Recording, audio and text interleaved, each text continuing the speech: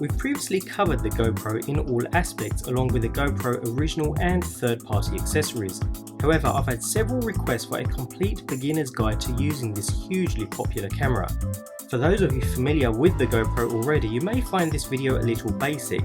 On the other hand, you may pick up a couple of tips you weren't previously aware of. Welcome to Ifty's Tech Corner, where today we'll be covering setting up and getting used to your GoPro Hero 3 action cam.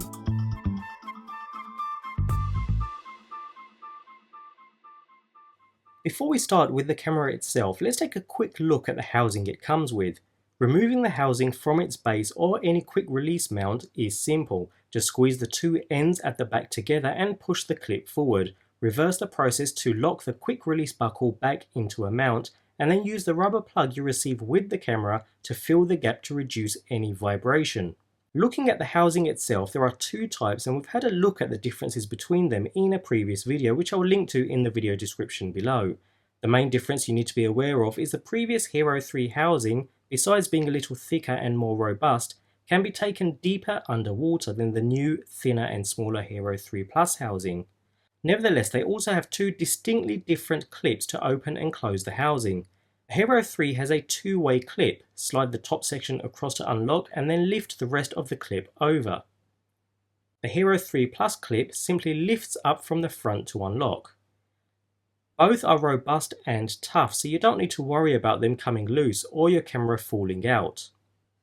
No matter which housing, they come with both a waterproof and an open back door. If you are taking your camera anywhere near water, you obviously use the closed back door. Anywhere else, I would recommend the open back door. Not only will you capture some better sound from the camera microphones, but you'll also enable your camera to get rid of some of the heat it will inevitably produce. To change a back door, simply open the case and pull the back door downwards so it unclips from the case. You do need to be slightly firm, but don't worry about breaking anything. The plastic hinges are pretty tough. Reverse the process to attach another back door. Hold in place and press firmly to clip it into the hinge.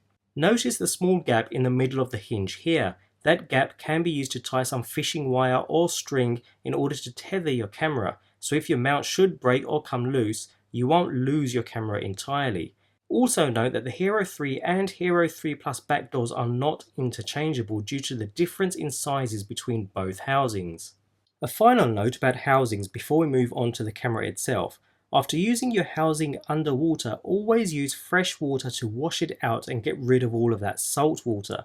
Salt water will start damaging your case, whether it's the buttons, the seals or the metal hinge pin. So give the case a wash with fresh water after it's had any contact with sea or salt water. Also, when storing your housing, try not to keep the waterproof back door closed permanently. If it's not being used, either keep the housing open or swap it over with a non-waterproof back door instead.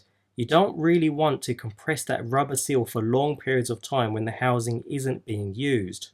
That's the housing out of the way. Let's take a look at the camera itself. The camera itself looks rather simple. We haven't got tons of buttons and options on the outside. What you really want to take care of is this black area, the lens. It's crucial that this isn't marked or damaged. The slightest scratch and you'll see it in every video you record, so your camera will pretty much become useless. When using the camera, either keep it in its housing to protect the lens or purchase a GoPro lens protector. The first thing we need to do is insert our battery into the back of the camera. To do this, simply slide the locking button across, which will unhinge the rear door so you can remove it to insert the battery. It's easier to turn the camera this way up and let gravity help you. The battery slides in this way up and you have a handy pull tab on the back to pull it out whenever you need to. Clip the back door back into place and that's it. Charging the battery is simply a matter of removing the side door on your camera to reveal its connectivity ports. Attach the included mini USB cable to the mini USB port and plug the USB end either into your computer or to a compatible adapter such as an iPhone adapter that I use here. The bottom camera LED will light red, and once your battery is fully charged, the light will switch itself off. Next, we want to insert a memory card. There's a compatible list on the GoPro site, so make sure you purchase one of these. I'm using a SanDisk Extreme 32GB card here. With your side door on your camera removed, simply slide the card into the slot until it clicks into place. Simple. Okay, so on the front of the camera we have a single power button. Press this for a second and the camera will beep 3 times, the LED flashes 3 times, and the camera switches on. There's no boot up time, just a second or so for the firmware version to display, and you're set to go. Taking a quick look at what we have on the LCD screen, at the top corner we have the current selected mode, so here it's on video mode. Next to this it shows the current field of view, narrow, medium or wide, so we can see here that I've currently got wide view selected. Under this we have the current recording resolution and frame rate, along with a number which indicates how many clips have been recorded and are currently on the memory card. These will obviously increase as you record video clips. Finally, at the very bottom we have the amount of recording time we have remaining, along with a battery level meter which indicates how much battery power you have remaining. With the camera now on, we can use the same power button again to cycle through the different camera modes. The icon in the top corner will change to display which mode we are in. So at the moment I'm on the video recording mode, and this is the camera mode. Notice how the information on the screen changes depending on the chosen mode. So here we can see how many megapixels each shot will be, along with how many images we can take before the card is full. Pressing the power button again takes us into burst mode, and then finally we have time-lapse mode. Pressing the button again takes us to the options. I'll skip the options for the moment as they go into some depth and we'll cover that in a follow-on video. Okay, so now we know all about this power and mode button, let's move on to this button at the top. This is the camera's shutter button. You use this button to start and stop recording or to take an image, all depending on which mode your camera is currently on. When shooting video, the LEDs on the front, back, top and bottom of the camera will flash red to indicate the camera is shooting video. You can switch these LEDs off in the menus, but by default they'll be on and let you see it's shooting the video no matter which angle the camera is mounted in. Whereas the power button also cycles through menus, the shutter button is also used to select items and settings within the menus. Again, we'll cover the menus in further depth in a following video, but for now bear in mind the power button cycles through the options and the shutter button starts and stops recordings or takes images depending on your selected mode. Moving on, we have one more button, a small Wi-Fi button on the side of the camera here. It's small on purpose. This button drains your battery, so you don't want to accidentally leave it on, believe me. Just like the power button, press it for a second to switch it on. The camera makes no noise, but you see a small Wi-Fi icon in the bottom corner of the LCD display, and the top LED here will flash blue. Remember, you have 2 ways to wirelessly connect to the camera, a Wi-Fi remote and the GoPro smartphone app.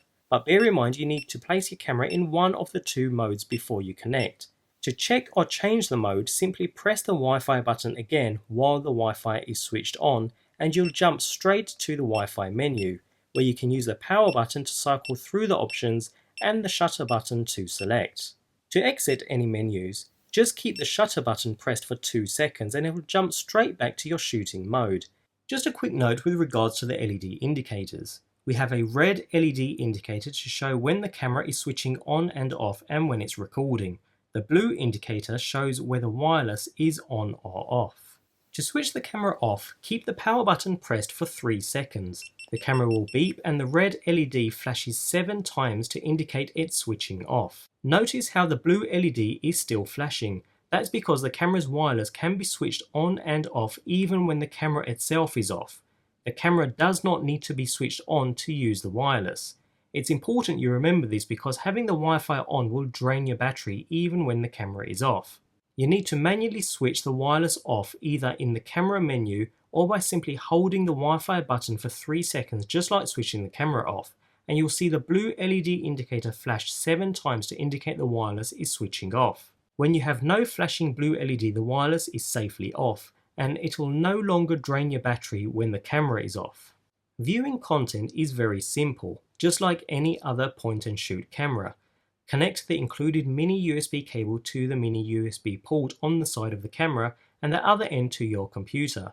Your camera battery will be charging at the same time as you view your content. Alternatively, and my preferred method, is to remove the micro SD card from the camera, insert it into a USB card reader, and then insert this into a USB port on your computer. Either way, you simply browse to your card and you'll be able to view your video or images just like you would with any other point and shoot camera. Just a final quick note on camera firmware.